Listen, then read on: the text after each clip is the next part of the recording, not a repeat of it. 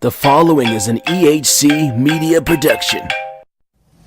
Predictions. I genuinely believe this might be Jason Jordan's big time to shine. You know, here's a month, kid.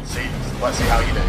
I'm trying to tell you, if AJ Styles hits that phenomenal forearm, Kevin Owens will get pinned. Reactions. And by the way, why does John Cena have to shake the guy's hand every time he loses? And why didn't Roman Reigns turn it down?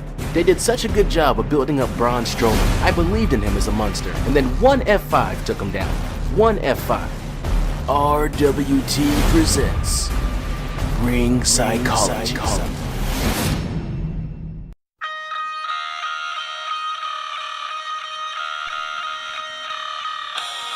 Good morning, RWT family members.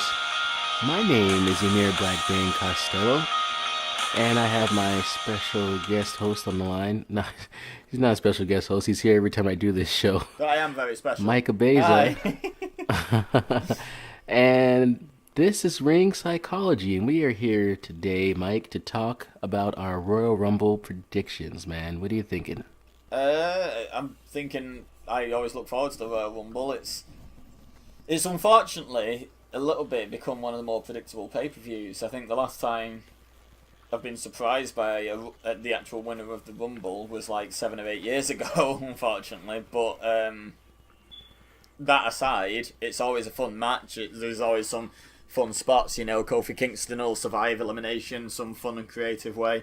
You know, it is fun. So I'm looking forward to the event. I'm just not expecting to be massively surprised by a lot of stuff that happens in it.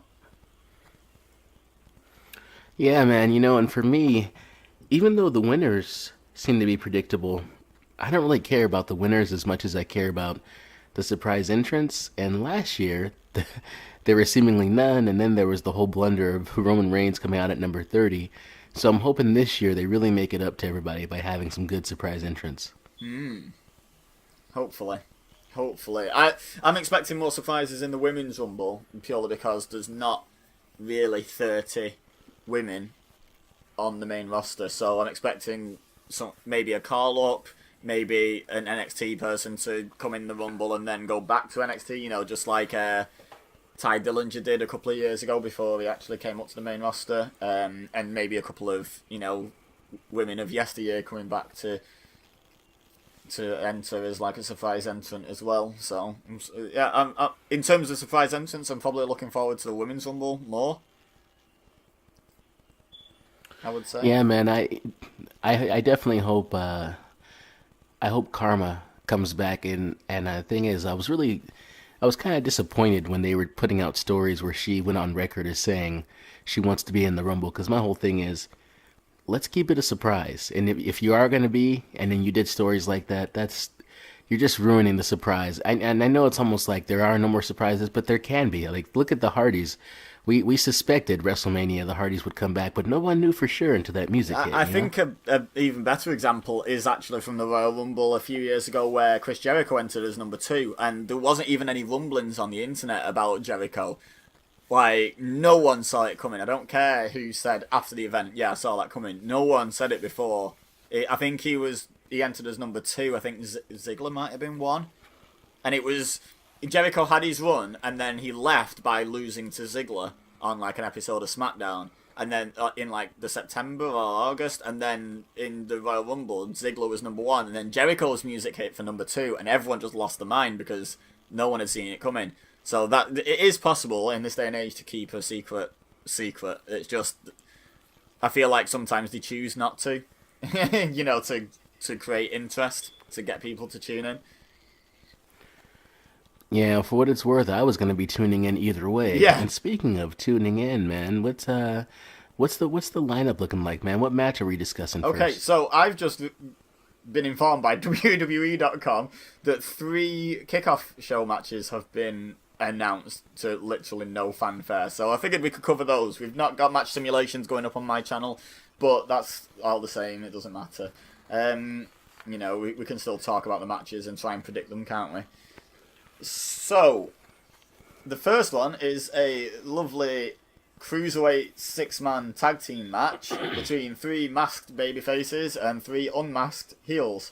We've got Kalisto, Lince Dorado, and Gran Metalik versus TJP, Jack Gallagher, and Drew Gulak, which is obviously a high stakes matchup indeed.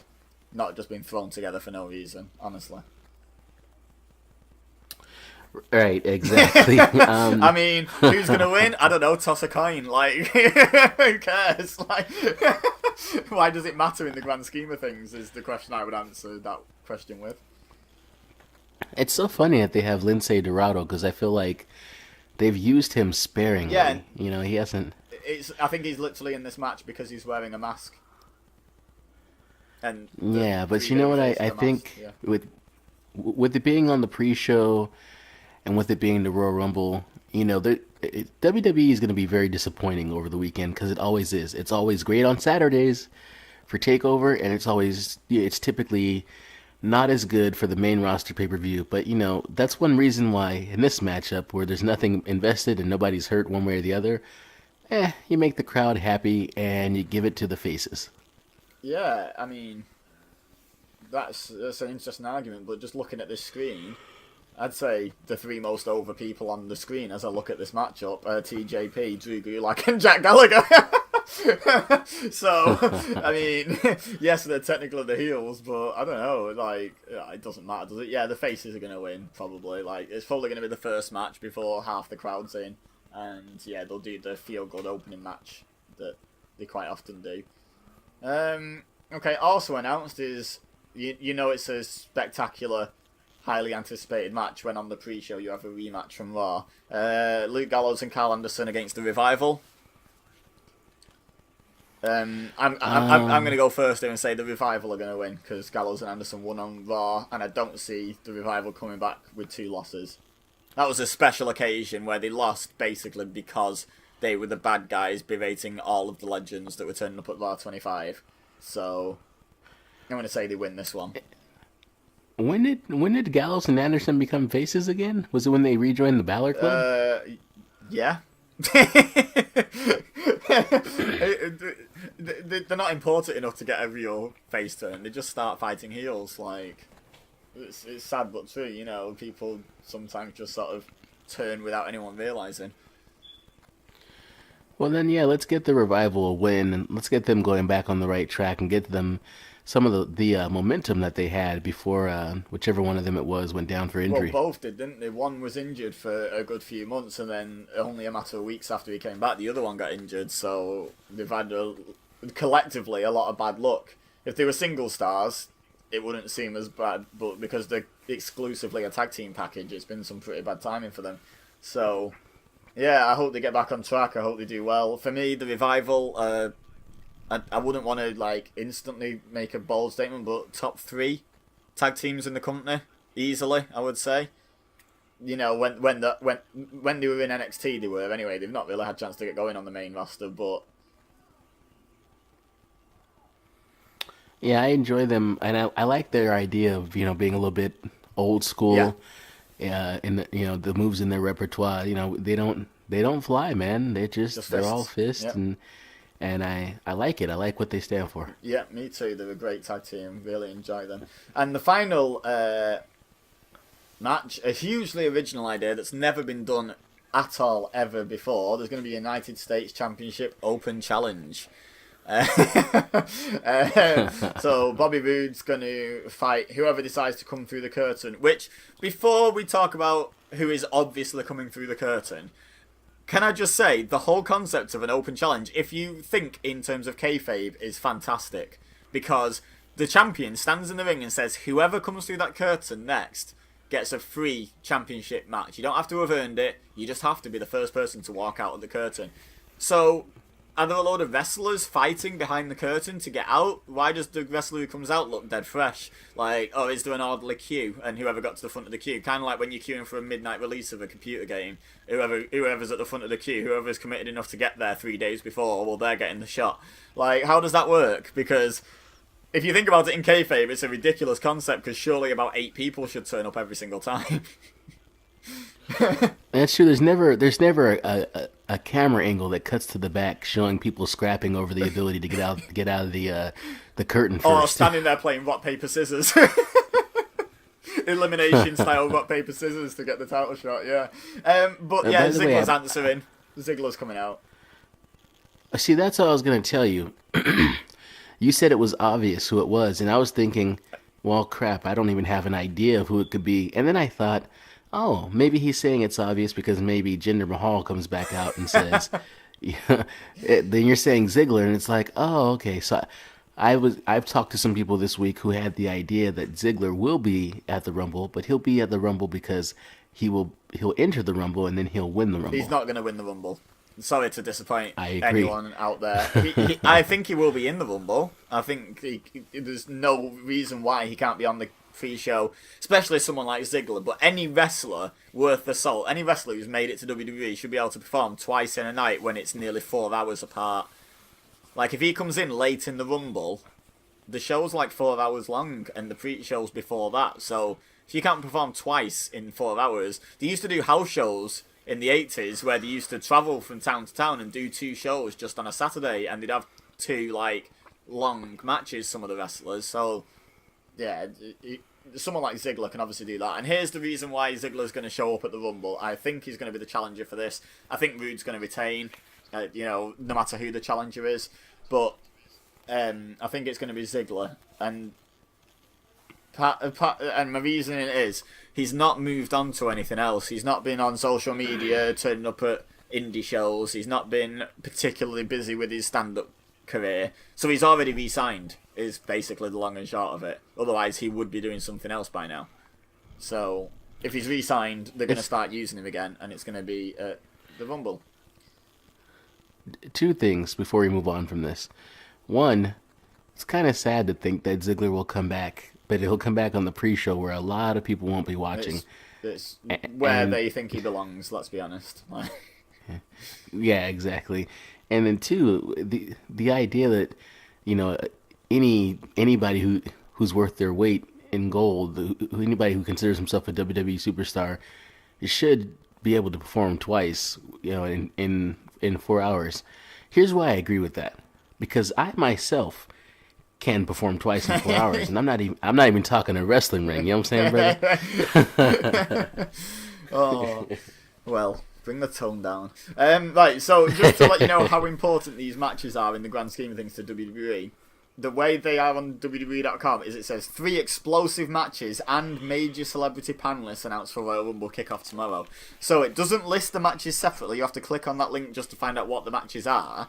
It's also on a par with Ric Flair, spoiler alert, turning up on the being the celebrity panelist. I'm sorry, if you're a former wrestler, you're not a celebrity panelist, you're a Hall of Fame panelist. But whatever. And secondly, it's underneath the announcement about Stephanie McMahon being on the commentary team for the Women's Royal Rumble, which I can guarantee no one was thinking, do you know what really needs to happen? You know what really needs to happen, or this won't be worth anything? Stephanie McMahon needs to commentate on it. But that is a higher up headline on WWE.com than Dolph Ziggler coming back, than the Revival's first pay-per-view match, than the United States Championship, than these random 6 cruiserweights. So let's not expect too much from WWE because they've let us know their priorities. Exactly. So that's it for the pre-show. Then. Oh, by the way, I agree with you. Even if Ziggler does come back, I don't think they put the belt on Rude just to immediately take it off of him, and not to mention, obviously he's glorious. So why would they do that? Yeah, like you're not glorious if you lose the title days after winning it. Okay. First match I've got here, which would be a really good one to open up with, to be totally fair, is the mysteriously and inexplicably face Usos defending their tag team championships against the mysteriously and inexplicably heel Chad Gable and Shelton Benjamin. For some reason, this match in my head should still be heel Usos versus face other team, but apparently it's pretty much gone the other way now, like conclusively. With Chad Gable and Shelton Benjamin doing sneak attacks and whatnot. 2 out of 3 falls match, probably going to be an amazing match as long as they give it enough time. They have 2 probably near 1 hour Royal Rumble matches to fit into this show, but they've still got 2 hours for the remaining 4 matches, so each match should get some good time. It just depends if they prioritise video packages and adverts. I remember when Randy Orton and John Cena had a 2 out of 3 falls match, and John Cena put Randy Orton in the STFU or whatever, and Orton tapped immediately and was like, "Why'd he do that? Oh, because he has to make sure his limbs don't get too much damage." And so he just gave up. He gave up a submission just to get out of the move. And so I think to myself, if a times constraint thing does become a thing, maybe that's how they do it. Maybe one of the teams just gives up a really quick pinfall just to, on the premise of. But it's One of the Usos has been using the Tequila Sunrise. We could see a repeat of that spot where one of the heels taps out just to be smart. And then they have to try to work their way back from that. But usually 9 times out of 10, you get the heels going one up. Like, no matter who's going to win the match, the heels usually win the first fall. Because then the babyface has to come back, and that's what Vince McMahon loves more than anything else, a babyface comeback. So, like, who do you think's winning? Is the DUI going to have any impact on this match, do you think, on the result? No, I think that the Usos are gold, and I think the fact that there was no disciplinary action speaks to their status in the company, and I think it was decided long ago that the belts are going to go on Gable and Benjamin, because the Usos are such stars right now. They've raised their stock so much, they don't need the belts.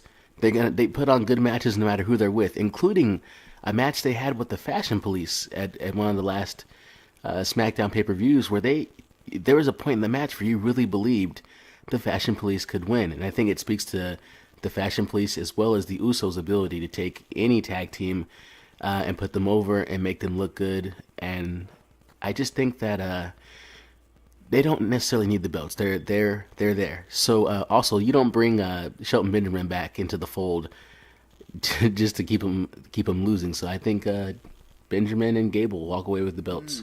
Yeah, I've heard a lot of opinions that are similar. It's sort of, the Usos are sort of becoming that team that are hard to bet against for me. It's like, and I've always said I always bet with the result. I'd be surprised to see the opposite. Like when I picked Lesnar in the SummerSlam Fatal 4-Way, I said I'd just genuinely be surprised if I saw anyone else win it, so I have to pick Lesnar. This is kind of the same, even though your logic is infallible and a lot of people are agreeing on it. Unless the DUI punishment is going to come after the Rumble because they don't want to drop 2 title matches from the same card. Talk about bad timing. And the punishment's going to come in the form of losing the belts, and then maybe not even a suspension, just a slight D-push, or something like that. I don't know. But I feel like the Usos win. I don't know. I find it so hard to bet against the Usos. I did it a few times last year in the feud with the New Day, and they came out of it on top. When we knew it was going to be their final match, I was like, well, New Day have to win it. I was adamant New Day had to win it, and they showed how much faith they have in the Usos by having them win that feud. So, I don't know. I'm going to side with the Usos. I wouldn't be surprised to see you be right and me lose out on this one, but I'm gonna go with the Usos on this one. I'm going to have to. Just find it hard to see them losing at the moment. Up next, the other tag team championships. Yeah, I'm glad. I always get happy when we split because I wanna kick your butt. So hopefully I'm right and you're wrong. Oh, them's fighting words. Okay, so we've got the well-known, well-established dream team of Seth Rollins and Jason Jordan taking on Sheamus and Cesaro, who, by the way, have had a tag team name of The Bar for probably the best part of a year now. And yet, on WWE.com, they still get listed as Cesaro and Sheamus. And it's like, it's The Bar. It's, it's the same as when you call the Usos instead of putting Jimmy the Uso and Jay Uso. They have a team name. Use it. It's really, I don't know, minor detail that really bugs me. But I think this is another... Do you know what I've just realised? I'm not going to change my mind because I've said it now and I've cast it in stone, but you're right. Gable and Benjamin are going to win. Because otherwise none of the titles are going to change hands, in my opinion. And to me, that seems unlikely with basically every match being a title match that's not a Rumble. Seems unlikely that they'd make it that predictable. Although the Rumble is notoriously predictable, so I don't know. But anyway, Rollins and Jordan are winning this, surely. Like, we don't know what's going on with Sheamus' health, and I don't think they fully do. I don't think they're going to put belts on someone that could then have to retire the next night. You know, they made that mistake with Edge because they didn't know the severity. They kind of already have an idea of the severity of the Sheamus situation, so I just don't see him winning the tag titles, personally. Yeah, you know what I would like to see is I would like to see them go ahead and pull the trigger on a full Jason Jordan heel turn where he somehow attacks Rollins, leaves him in the ring to get pinned by the bar, and that's how they get the belts off of them, and then everybody could just hate Jason Jordan for getting, a baby-faced Seth Rollins attacked and him losing the belts. But with that being said, that would make too much sense. That would be too much fun. So yeah, I think. Go on. Yeah, I think. I think maybe they'll say, "Well, now is not the right time to pull the trigger on the heel turn," and but like if the bar loses, where does the story go? Like, well, I was just thinking this. Right, I agree with what you said. You think their reason will be, which is the time is not right, and the reason why I don't think the timing's right is because I feel like, as potentially underwhelming as it may be, we may see Rollins versus Jordan at WrestleMania. It's a long build for a mid-card feud like that, from Rumble to WrestleMania. So I feel like that could happen at the Elimination Chamber. Instead, I feel like they could retain here and get new challenges. They could get new challenges in the Revival. Could be built up. I'd love to see the Revival get a shot at the gold. There's also Titus Worldwide. There's the Club, who the Shield have been going at it with recently. There's a few teams at the moment that can at least hold the belts, even if they're not the most incredible team. Like Titus Worldwide, yeah, they've got a couple of wins. But why have they got a couple of wins? Is it just to... Because traditional WWE logic is, well, Sheamus and Cesaro have been on the losing end of a lot in the build-up to the pay-per-view, so they're going to win. But I don't feel like they're doing that. I really don't. So is it part of something bigger where they're trying to get a few more teams up to that sort of level by giving them wins? I think the turn could come at... And by the way, when we both talk about a heel turn, let's not forget, Jason Jordan's already a heel. Like, Jason Jordan has no face characteristics whatsoever. He just happens to be in a team with a face. It's almost like how Sheamus and Cesaro started. It's almost deja vu for them, surely, seeing this team that aren't exactly on the same page. One of them's getting booed, one of them's getting cheered. Surely Sheamus and Cesaro are sat there thinking, this is funny, isn't it? But yeah, this looks oddly familiar. Yeah, but I think Rollins and Jordan retain for this show, and potentially the breakup could happen. Could happen at Elimination Chamber. It could take longer because they could hold off it until Ambrose is nearly ready to come back to sort of keep the Shield going as a 3-man thing. Who knows what they're thinking?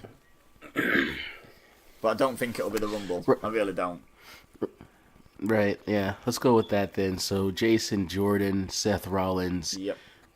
Retain the belts. Yep. Okay, I've got up next the handicap match for the WWE title. I mean, right, here's a question for WWE. Are they trying to get Sami Zayn and Kevin Owens over as heels? Or are they trying to get AJ Styles over as a heel? Because AJ Styles is mega, mega popular. But everyone loves Kevin Owens and Sami Zayn because they are very entertaining, they're funny, they're charismatic. Sami Zayn's actually interesting for the first time in his WWE career. And now they're going to have AJ Styles not bury them both, but beat them both in a single match. So, and it's not even a triple threat, it's 2-on-1. So it's kind of a micro burial. And that's how you start to turn the fans against someone, by having him bury popular wrestlers. Yes, they're heels, but they're popular wrestlers. I got a way they can do it without...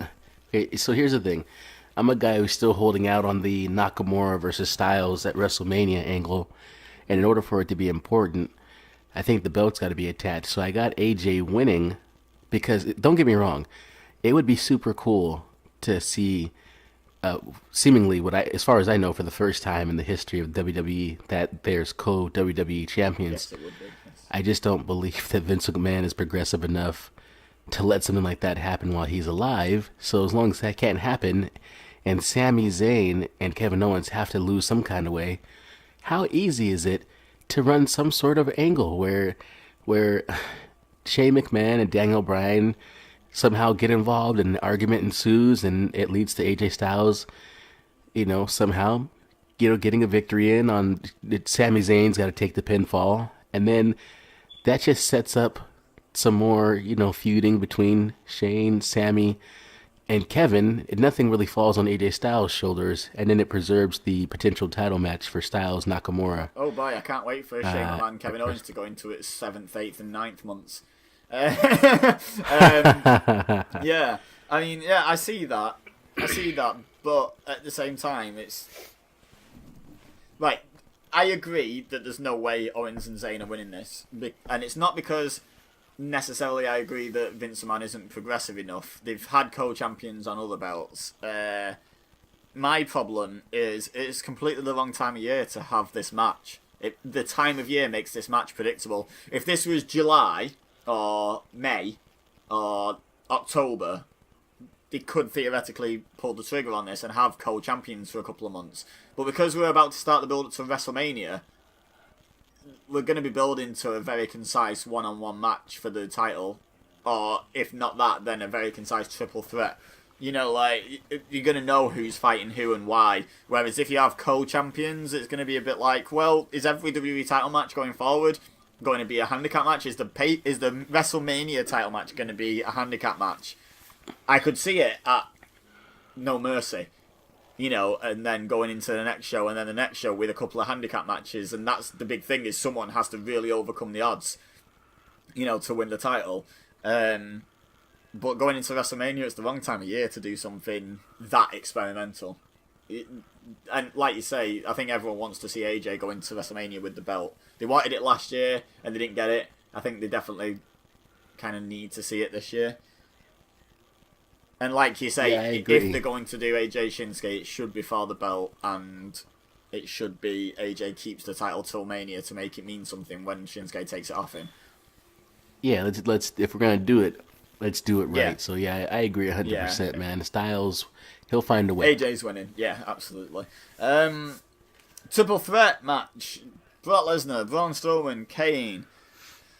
Brock's winning. Sorry everyone who thinks Braun's winning. Sorry to myself who wants Braun to win and wants to believe that they've done a 180 because of how hard they're pushing Braun. But you know what? They started pushing... I've heard people making a comparison with him being really anti-authority and really over for doing kind of heelish things, with Braun Strowman being the next Steve Austin. I've got some bad news for people, which is that Steve Austin got mega over in the middle of 1996, and he won his first world title at the end of the first third of 1998, almost 2 years later. So, don't bank on Braun winning the title just because they're pushing him hard yet. Like, I don't think it's happening. Like, that the sort of build that Braun's getting takes a while,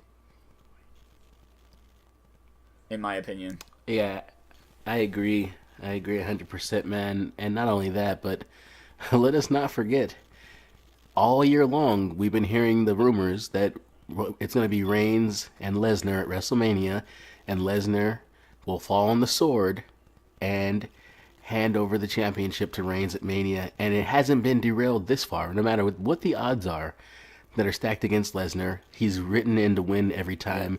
Why would it change now? I mean, with only 2 pay-per-views, well, 1 Raw pay-per-view really left after this. He's only got to win Sunday, and then he's got to win at Elimination Chamber for the plan to come to fruition. That's been going on for over a year. If he's even there.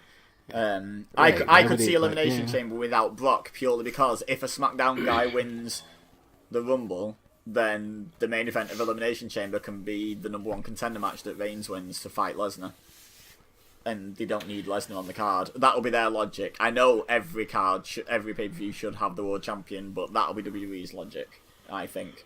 Kane's there to take the pin. Lesnar's going to pin him. I don't see much room for debate on this. And neither do you. Yeah. You agree? Like, it's a triple threat to It's keep done. Braun It's set in looking strong. stone. Yeah, Braun will be looking strong because he won't take the pin. By the way, I always do the callback to the ring psychology opening, where it's like Braun Strowman is supposed to be a beast, and then one F5 took him Yeah. down. It's like, yeah, this time it'll be Kane that goes down to the one F5. Absolutely. There you have it, guys. Go and put your money on that. If you're a betting man or a betting woman, go and do it. Like, you won't find a safer bet for a big put. Well, you will at WrestleMania. You put your money on Reigns beating Lesnar as well. But other than those two matches, you won't find many safer bets in WWE this year. I'm pretty sure of it. Exactly. Okay, now speaking of what a lot of people seem to think is a safe bet, women's Royal Rumble match. Because obviously, if we give them all the same gimmick matches as the men do, that makes the women equal to the men, right? So we're having a women's Royal Rumble match with 18 currently named women participating, which is as follows: Asuka, Ruby Riott, Liv Morgan, Sarah Logan, Sasha Banks, Nia Jax, Bayley, Naomi, Natalia, who I thought retired, but apparently didn't. They went nowhere with that angle. Sonya Deville, Mandy Rose, Mickie James, Tamina Snuka, Lana, Carmella, Becky Lynch, Dana Brooke, Alicia Fox. And then 12 mystery participants. Any thoughts? Wow, it's quite a list. Yeah, I think, first of all, I don't have any clue. Okay, look. I think Karma's going to come back, and I mean, that's why I want to come back. But as I said earlier, I don't think she should have been tipping people off or mentioning in interviews or anything like that. But I do hope that she does come back. And as far as who I think is going to win the whole thing, this comes down to, if you get eliminated from the Rumble, does it go down as a loss on your record? Because if it doesn't, I can answer this conclusively because Asuka is not undefeated. She was eliminated from a Battle Royal in NXT by Carmella, who then got eliminated by Eva Marie. So technically, Eva Marie holds a win over Asuka in WWE. So by that fact alone, I can safely say being eliminated from a Battle Royal does not mean you've been defeated. You have to be pinned or made to tap out. So with that being said, but here's the thing. Asuka's, I can't see any scenario where she even gets eliminated. Whether it's in the beginning, the middle, definitely not the end. It just kind of feels like a foregone conclusion that Asuka will go the distance and win this thing.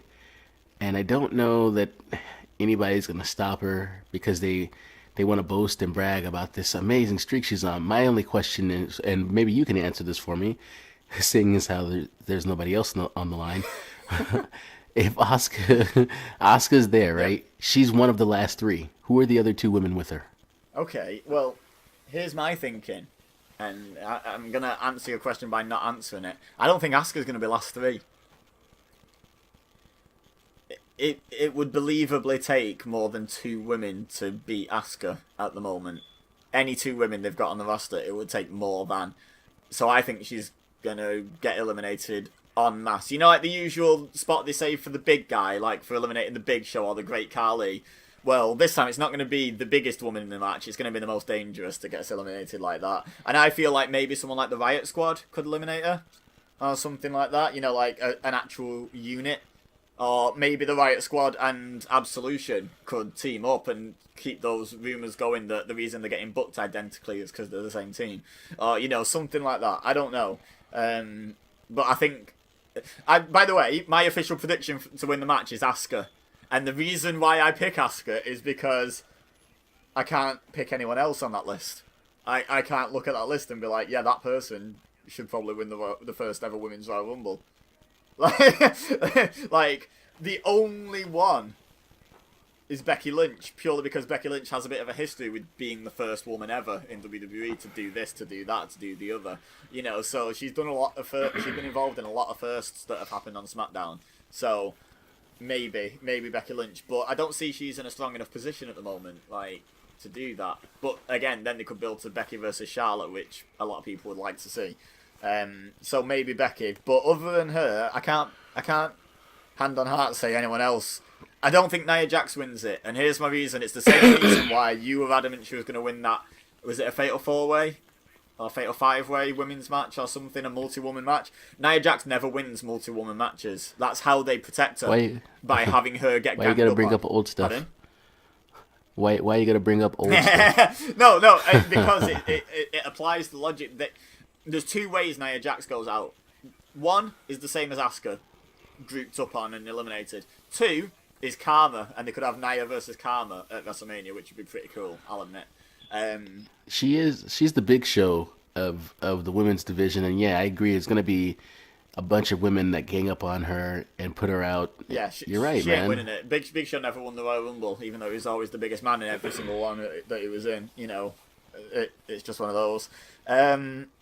But I'm going to have to side with Asuka. The one name that's standing out to me as would be the most interesting choice, and I would personally book this, and it won't be a popular choice, and everyone will say I don't know what I'm talking about.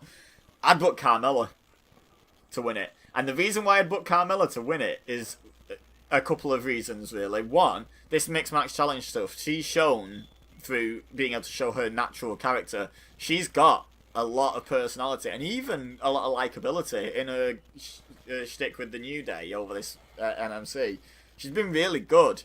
And two, wouldn't it be an interesting scenario to have the Money in the Bank holder have a pre-arranged title match at WrestleMania? What if she loses her title match to Charlotte, and then while Charlotte's celebrating, she jumps her and then cashes in and wins? So she loses and wins to the same person in the same night, but leaves with the belt. How's that for a scenario that's never been done? They like things that have never been done before. There's one that's not even been done by the men. Yeah, I got no problem with that, because the real question is, how much longer is she going to carry around this damn briefcase? I mean, forever, I hope, because I really like the briefcase. It's awesome. I love that. I think it's the nicest looking briefcase they've had. So yeah, I really like it. So forever, hopefully. Hopefully she starts carrying the belt around in the briefcase when she wins it. But yeah, that'd be my pick. Like if I was booking it, but I'm not. So I'm gonna have to go with Asuka because there's no one else on that list that I can see winning it. In terms of surprises to come back, I see Trish making an appearance.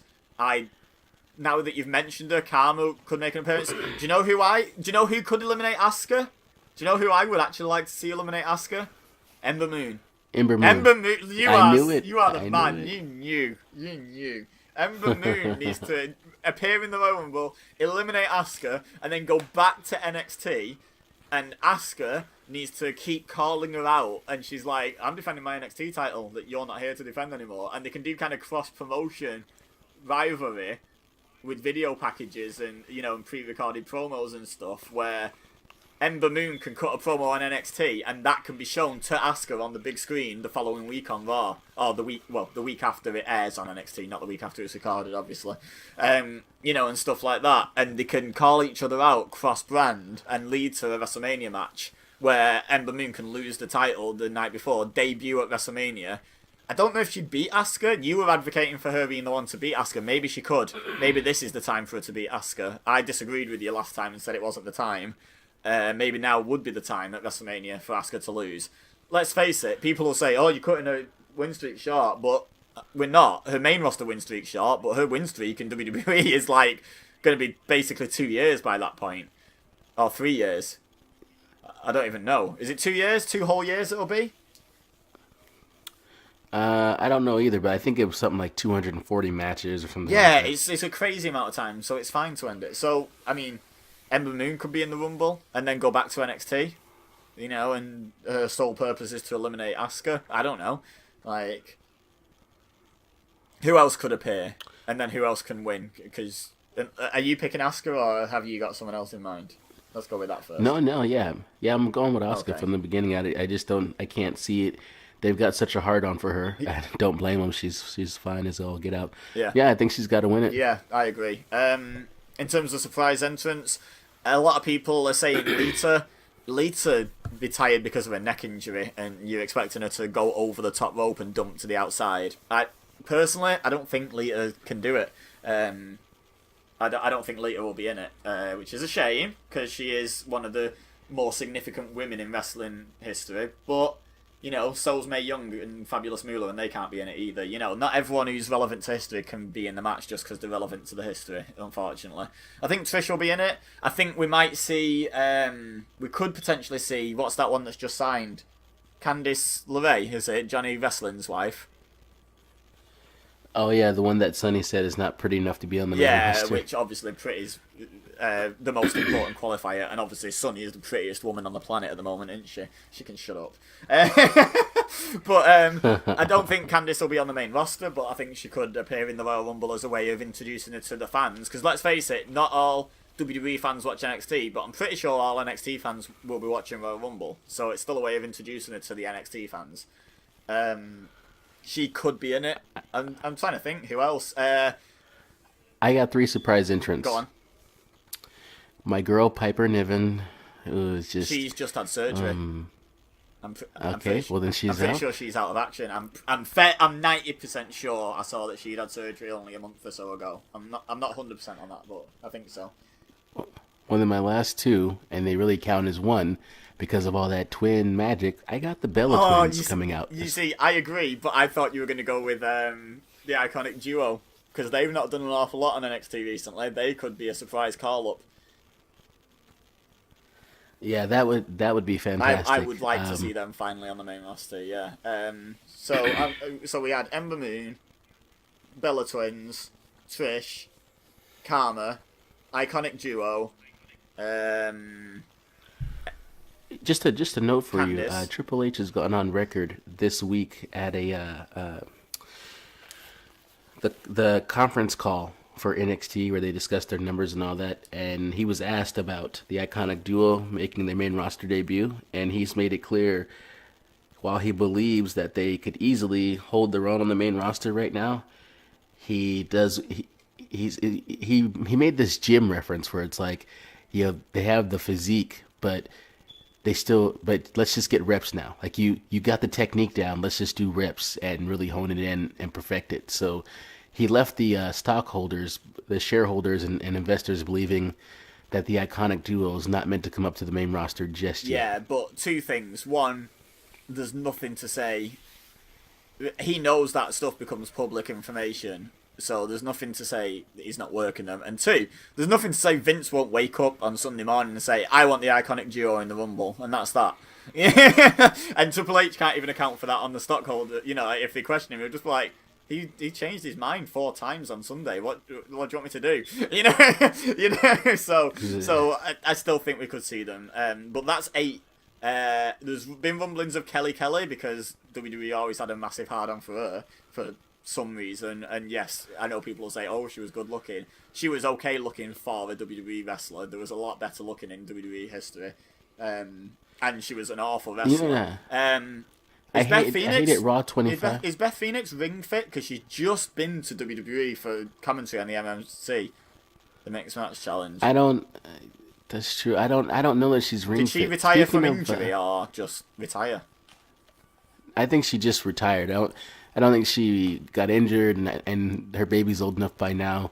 She could make an appearance. There's only 2 women that have ever appeared in the men's Royal Rumble, and one of them's dead. So if anyone from history needs to turn up in the women's Royal Rumble, it's Beth Phoenix. I hated on Raw 25 how they're like, let's bring out all the women of the past. Because then, for me, it feels like seeing those women come out, who undoubtedly a portion of them will make an appearance in the Rumble, it's not as big a surprise if we just saw them 2 weeks ago at Raw 25. Who came out, by the way? The Bella Twins. Okay. Michelle McCool. She could be in it. She keeps Kelly herself in shape. Let's go Michelle McCool, and we need one more. Yeah, Kelly and Tori Wilson came out as well. Tori Wilson keeps herself in shape, but she could never wrestle when she was an active wrestler, so I don't know why you'd put her. What about Layla? What about both of Lay Cool? So Michelle McCool was there. Layla was No, I not, mean, but Michelle I McCool mean, as was. a potential Rumble entrant. I mean, you could have a three-way stare down between Lay Cool, the Bella Twins, and the Iconic Duo, which would be pretty cool. Like, let's be honest, that'd be like 3 generations of the same gimmick being handed down, all squaring up at the same time, which would be, I think, it'd be pretty There's cool. there's also Candice, Michelle, and Eve Torres that could Right, pop back up. forget Candice Michelle. She's in the same boat as Tori Wilson. She couldn't wrestle when she was active. Eve Torres, I am never ever going to complain about her appearing on my TV. She is top 5 ever for me. So if she wants to be, I thought you loved Caitlyn. oh, I do. Yeah, I said top 5 ever, not top 1 ever. But I'd probably put Eve above Caitlyn. Eve's right up there. Top 1 ever is Emma. Like, she's conclusive. I love me some Emma. Yeah, I love me some Emma. But Eve is top 5 easy. Like, without even having to debate it. Caitlyn, I'd be wanting to cement my top 5 to figure out if she's in it or not. I know Eve is in my top 5 without deciding who the others are. Eve is right up there. So if Eve wants to appear on my TV on Sunday, I am not going to complain.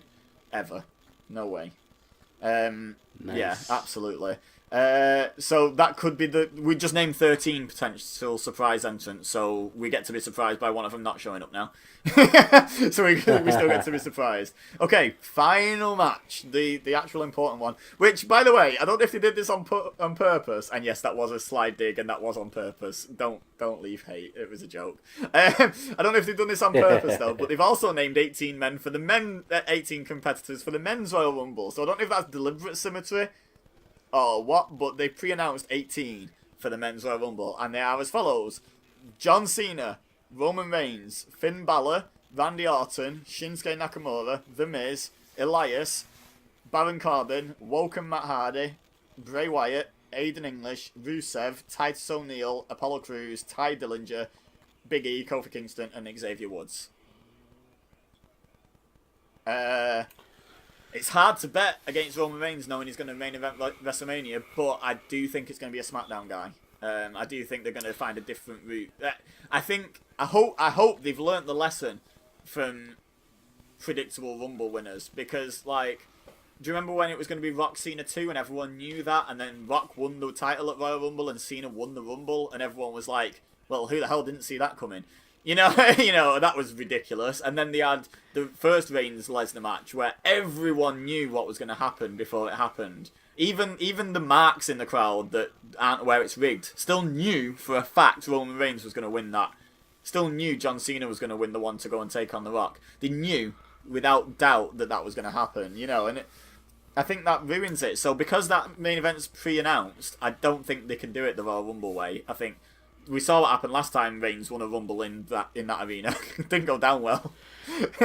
But here's what'll be done just to screw everybody. I got Reigns coming in at number 1, and I got Reigns going the distance, not winning going out last. But I got Reigns going. Yeah, I think this is what I think. In spite of who the surprises will be and all the things that will happen, I got Reigns coming in at number 1, and I got it coming down to Nakamura and Reigns, with somehow Nakamura finding a way to get Reigns over that top rope, much to the relief of the crowd and everybody watching around the world. And then there's the excitement that hits when we immediately realize Nakamura versus Styles, because by then Styles will have survived the triple threat, the handicap match as well, and then the buzz will begin. Nakamura, AJ Styles, and it'll just set the freak. Oh no, the road to that's not how WrestleMania the will be on goes, fire from the there. fans have to do their pretentious nonsense where, because they're proving they're such big fans of both, they're going,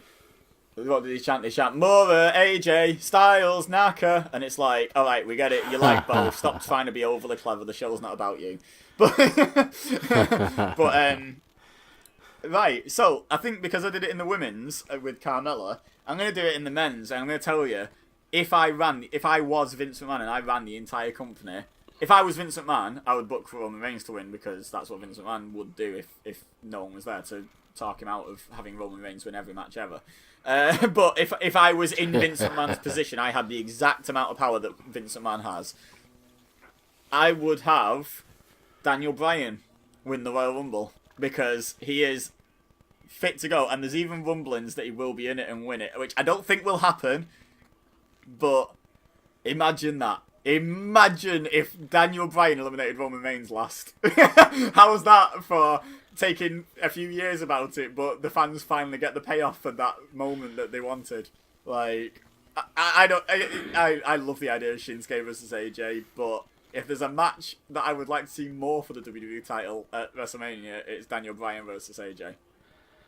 Okay, I'm gonna go with you except for the last part, and I'm gonna say Daniel Bryan eliminating Roman Reigns would make almost everything else in WWE forgivable. And then let's not go 1-on-1 then. Let's have Nakamura still find a way into this match and just have a full-on New Japan Classic match where you got Styles versus Nakamura versus the American Dragon, Bryan Danielson. If you're gonna have a New Japan Classic, it's got to be 1-on-1, dude.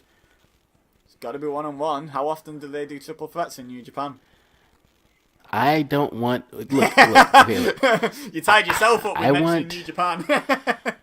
Fine. That was. Let me take my foot out of my mouth. I've been saying this and I gotta stand by it. Nakamura's career is off the track. He's not the freaking artist or rock star. He's nothing at this point. They've made sure of it. We gotta get him going again. He needs to win the Rumble, and he needs to go on to face Styles for the belt in the high stakes and then win. Now, don't get me wrong, Daniel Bryan even being in the Rumble would be a feel-good moment, much less him winning it. It would be amazing. It would be amazing. But also, while it would catapult Daniel Bryan for why and to what avail, it would surely kill the last embers of flame left in Shinsuke Nakamura. No, not at all, because it's Daniel Bryan. And the reason why I wouldn't... I agree with you that it would help revive Shinsuke. But when has the Royal Rumble ever been used to revive someone? The Royal Rumble is won by Stone Cold Steve Austin, The Rock, Triple H, Randy Orton, John Cena, Edge. This is not won by people that are on the cusp of breaking into that main event. It's won by main eventers. It is the Marks event. The Smarks get the Money in the Bank. And quite often, someone we like will win Money in the Bank. But the mainstream audience, the casual fans, get the Royal Rumble 9 times out of 10. And I mean, that makes me worry that it's going to be Cena or Reigns. But if Daniel Bryan is cleared to compete, and if they don't want to give it to Nakamura, he was so over when he was an active wrestler with the mainstream audience, and he's still so over, even though he's only a GM. He's one of the more over people on SmackDown, if not in the entire company. He's that over that he qualifies as a mainstream choice, you know, as a casual fan choice, because there wasn't it wasn't a bunch of smarts chanting yes and making themselves heard. Everyone in every arena, everywhere in the world, was chanting yes for Daniel Bryan. It wasn't a vocal minority like it quite often is in these cases. It was everyone. I was at WrestleMania 30 and I heard Hulk Hogan come out, then I heard Glass shatter and Stone Cold came out, and then I heard The Rock come out, and then I heard Triple H come out, and then immediately after that, so not far removed, I heard Daniel Bryan come out, and I am telling you, from where I was sitting, Daniel Bryan's pop was as loud as Stone Cold Steve Austin's, as The Rock's, as Hulk Hogan's in that arena. It was as loud. He was as over as anyone has ever been at that moment in time. And that is crazy. You don't have to sell me on Daniel Bryan. I'm a huge Daniel Bryan guy. But the argument that you're making, you're saying, listen, here's all the reasons why Michael Jordan should be in this year's All-Star game. Yeah. Michael Jordan, that guy's retired, isn't he? Yeah, he's retired, but he's Michael Jordan. Like, just listen to my reasoning. But if Michael Jordan was still of like prime basketball playing age and was only retired because one doctor that got the final say over the 100 other doctors he'd seen told him he couldn't play anymore, and there was a chance of that one doctor changing his mind for him to be the best player in the All-Star game, that's where the comparison is right now. Is Daniel Bryan can return at the Rumble, win the Rumble, and by WrestleMania be the best wrestler in the company again.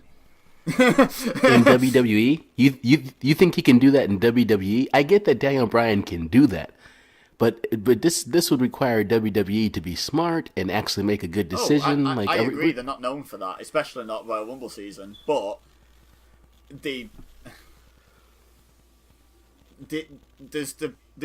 learned from the mistake with Daniel Bryan once before. Hopefully, they've not unlearned that lesson, because they know they had lightning in a bottle with Daniel Bryan, and they tried their best to bury that bottle, and the fans just weren't having it, so they changed the entire WrestleMania 30 card, effectively, just to make Daniel Bryan win the belt. And then... Much to the dislike of Dave Bautista. There was... The dislike of Dave Bautista was not the dislike of Dave Bautista. The dislike of Dave Bautista was the dislike of everyone but Daniel Bryan at that moment. Let's not forget the year before. Was it the year before? The year Batista won, Bryan was in the Rumble and got eliminated really quick, didn't he? And everyone booed the house down. Oh, the booing from that crowd. Before, in my house, we booed. Yeah, the year before, man. He wasn't even in it. And do you remember who came out 30th? Rey Mysterio. And he got booed out of the building. If Rey Mysterio because gets booed he wasn't out of the Daniel building, Bryan, they're going to boo anyone that's not Daniel Bryan at that point, because Rey Mysterio is the unbooable. Like no one boos Rey Mysterio, but he got booed because he wasn't Daniel Bryan. So the hatred for anyone associated with the Daniel Bryan storyline was all because they weren't Daniel Bryan and we weren't getting what we wanted. And I just think, look, after WrestleMania, he can... The next pay-per-view, he can drop it clean to Shinsuke, or he can start to build towards a big SummerSlam match. And, and Shinsuke needs building back up. Like you say, they've ruined him. I think they can fix what they've done with Shinsuke by having him win the Royal Rumble and then win the title at WrestleMania. But at the same time, they will instantly turn some of his fans against him, because they'll be saying, but it's not believable. It's not believable. He's not been anyone. And then suddenly is the main event of WrestleMania. It's a fine line to walk when if you try to elevate someone too much using the Rumble match, it can be dangerous. Yeah, that being said, I hope they don't hinder Jinder. Jinder is not ever touching the ring mat at the same time as the WWE champion ever again. I mean, okay, maybe he will fight the champion at some point in a non-title match, or maybe even in a title match, but if I think they've thrown out the cast for the Jinder Mahal side plates for the WWE title, put it that way. I don't think that's happening again. So, final answer, who's winning the Men's Royal Rumble, since we've talked for a while about it? You've made a compelling argument. Also, let me go on record as saying this. Everybody get ready to record this. I mean, it's Micah Beza is smarter than me. All right? I mean, that's a bold statement. Take that clip and spread it everywhere. But guess what?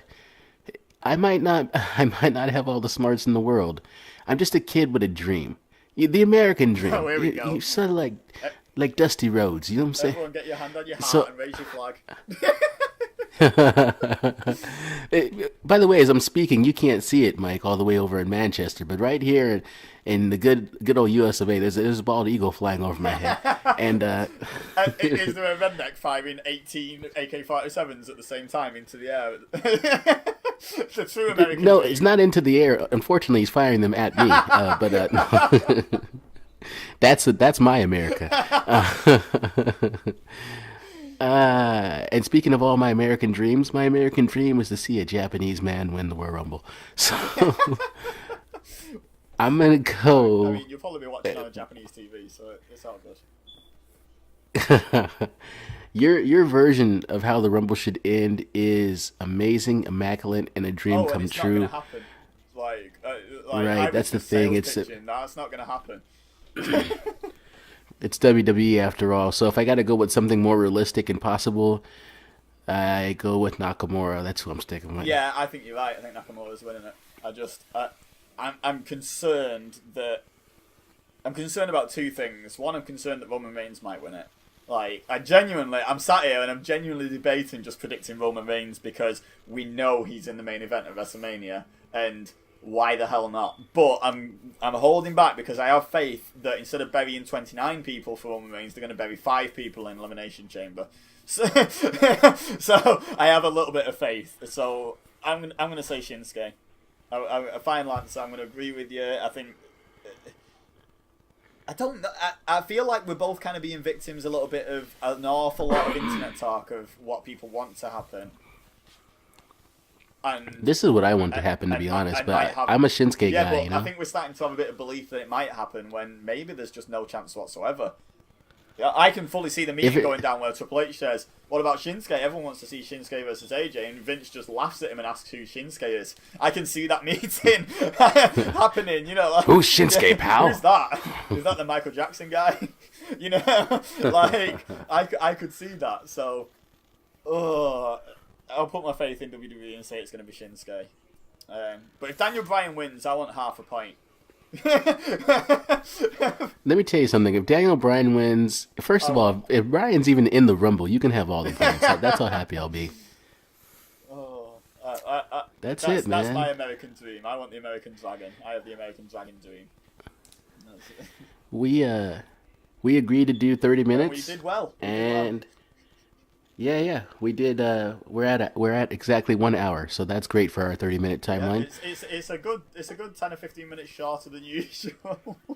It is, and we have a lot more to get accomplished tonight. So we'll end it here. I hope you guys enjoyed the Royal Rumble prediction show, and as always, go to our RWT YouTube channel, man. Leave some comments on the post here on the RWT page here on Facebook, and let us know what your predictions are. I'm going to make sure to get this show posted up nice and early in the morning so people can take all day to view it when they have a moment, and we can get a dialogue going for who everybody else thinks is going to win. But don't forget, we are the experts. Yeah, we never get a prediction wrong. Like, when we predict something different happening from each other, both happen. I don't know if you've noticed that pattern, guys, but neither of us have ever been wrong. Not even once. So, that's it, man. I, of course, am Emir Blackbane Costello, and for Micah Beza, this has been the Royal Rumble predictions for Ring Psychology. We'll catch you guys down the road.